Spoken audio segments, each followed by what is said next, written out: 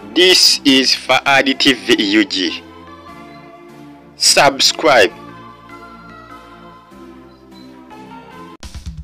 Yes, utevumbanyiza ku Afudde TV. Waliwo omusirikale wa SFC atemudde mukyawe amukubye amasasi oluvannyuma naye neyeta songa ate n'ebijambiya bizemu okulabika nga birabika mu bitundu ebyenjawulo mu Uganda era bitundu by'ekyengera waliwo abantu bali bataano babatemyetemye ebijambiya era abasinga balumiziddwa nnyo era batwaliddwa mu ddwaliro okugamba ng'embeera gye balimu si nnungi okutaaliza wamu songa ate ne RP bazzemu ne bamutabukira fulufiga kyamukoze kyatamulangidde bannaye ku nsi eno tekiriiyo. Afudde TV UG mbanize nakusaba mbi osubscribinge ate osigale nga otufollowinga no ku Afudde TV UG. Nyingirayo n'amawulire agatambula essaawa zino wano ku YouTube channel yange ya Afudde TV UG. Katandike n'agaba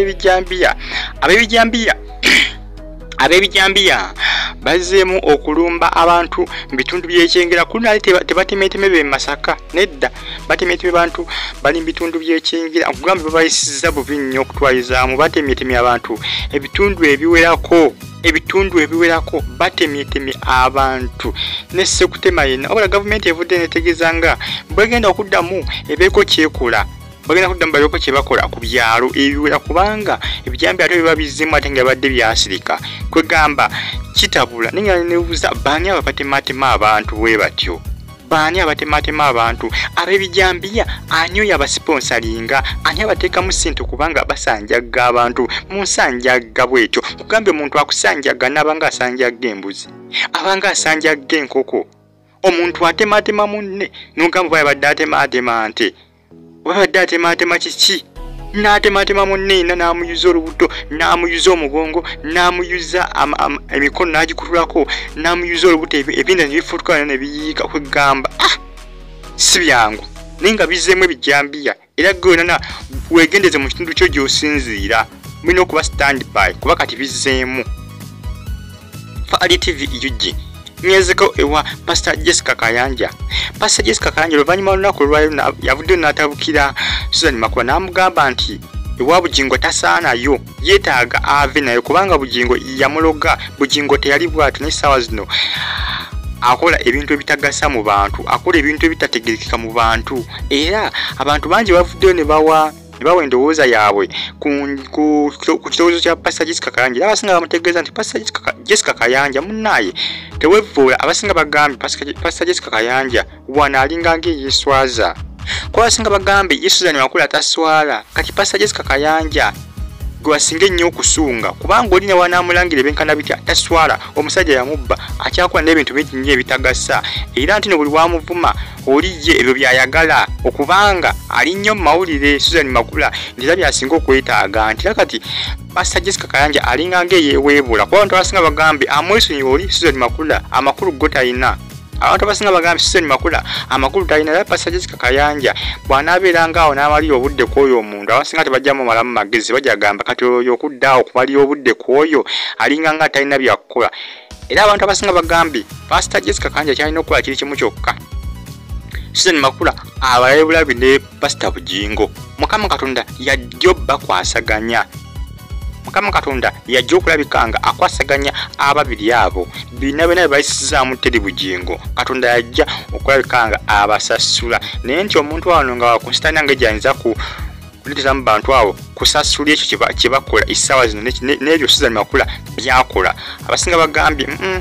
Pastor Jessica Kayanja oli muntu wa kitiibwa weesonyiwa abantu abo kuba bo amakulu tebalina naddala Susan Makula bantu bangi bavuddeyo nga bawa endowooza zaabwe. Afudde TV UG ngenzeko ewa RP mukyala Bindeeba mwana muwala ono Bambi ennaku zino embeera tetambula bulungi ku sayidi ejjukira ku Galaxy FM yavuddeyo n'ekiteeka mu butongole nti Bamugubi yagobeddwa era nsonga zaavudde ku Bindeeba kosa n'okusinziira ku mpewo n'alangira nga Mama Fiina kosa naani ne Sophie Akumu izo ensonga ezagobezzaani RP. Galaxy FM bwe yabadde etegeeza ekyagobesezza RP yategeza nti ensonga zabadde za mukyala Akumusofie yali mukyala wa Bendeebo omukulu ku Sambu n'okuvumanga Mama Fina live ku mpewo. Ate Galaxy yadde gamba nti ebyali tukwatagana nabyo kubanga rape abagobera bakasitoma bandizza okulanga nabo bw'abeera tasinzira ku mpewo n'avuma abantu. Olunaku lwa Fulufiga avuddeyo n'atabukira rape kyatamuvumye bannange tekibangayo. Amulangidde okufuna omusajja w'ebisiraani, amulangidde okuba omukyala atalina magezi, amulangidde okuba omukyala eyeewa buli omu, amulangidde kuba Fulufiga agambye rape yali amulabanga omwana omuwala omulungi ow'empisa, ate omwana omulungi alina ebiseera ebitangaavu mu maaso. Ne Fulufiga agambye kati ebiseera bya rape tebikyali bitangaavu mu maaso, kizikiza kirerekye ekirimu kuba kati ebizibu byesomba kumukumu, omuntu batandika okugoba ku mirimu oba tokyalinayo kyukya etegerekeka. Byonna byebyonoonese kuba emirimu gisinga gyonna bamugobyegobyeyo. Fulufiga amutabukidde kyamukoze. Nzeke wa Lwasa Emmanuel Lwasa munnaye musajja mukulu ono, omusajja Daikon Emmanuel Lwasa mukwate wajjo ali wali ku Jinja police station, polisi yo ku Jinja road gyali bamukwata ku Mande, bali tebinaa kumanyikibwa ninga bamukwata ku Mande mpaka nakakati ali mu kkomero omusajja ono Lwasa Emmanuel. Enda kuba nkwaka video maaso awo nga ali ku polisi nga bamukunya ensonga za kuforginga bintu ebiwerako naddala bikwatagana n'okutunda zaabo. Golodi ow'ebicupuli yaforginga empapula ng'agezaako okusikasika abasajja bali abamugula, abasajja abazungu asobole kubakakasa nti munnaye Golodi kituufu nzaakola ki nzaamulina ate ali origino okugamba alina ebintu bingi byali agezaako okuforginga ng'agezaako okulabikanga asikasika bali bajje bamuwa akasente naye ng'ebintu byagala bamuwera akasente nga si bituufu nga bya fake. Era kyekyamukwasiza Emmanuel Lwasa, kyekyamukwasiza era essaawa zino ali mu kaduukulu akapolisi yo ku Jinja road. Era essaawa zino munnaye gyali eyo kuva lwa bbalaza Mande eno tebezaamu leero lwakumekayo lwakusatu, Mande lwakubiri yakamala ennaku 2 enzijufu, olunaku olwo bw'anaasula ajja kuba amaze ennaku 3 lwa bufere. Naye Emmanuel Lwasa ebintu bino byakola tebitegereka bannaye. Abantu abasinga bali bamusuubira okubanga ye musajja alina akasente, abasajja abakolamu naye ate sente z'okubanga azikola mu bubbi si kirungi. Kati oba wakola biki ebyo? Manya okugamba mubukola sente weeyagale, okola sente weeyagale ng'ofera bufezi bantu ziba sente kika ki ezo? Kino kiraga nti Emmanuel Lwasa ebintu byonna by'alina birimu obufere, n'emmotoka zonna z'alina kw'ossa ne bizinesi ez'enjawulo bufere bwereere.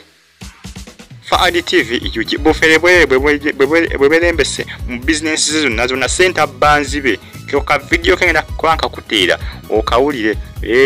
omusajja mukulu ono ng'akunyizibwa wali ku polisi ya Jinja Road. Faadi TV yiginuza ndemba siwulidde abantu mitinge mu video eddako mubeere bulungi, ngenda kusaba osubscribinge